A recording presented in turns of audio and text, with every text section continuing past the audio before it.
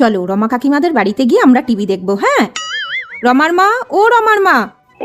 হ্যাঁ বলো, আমাদের টিভিটা না দুদিন হলো খারাপ হয়ে গেছে, আর ও খুব কার্টুন দেখবে বলছে, একটু দেখতে দাও না। টিভি দেখবে?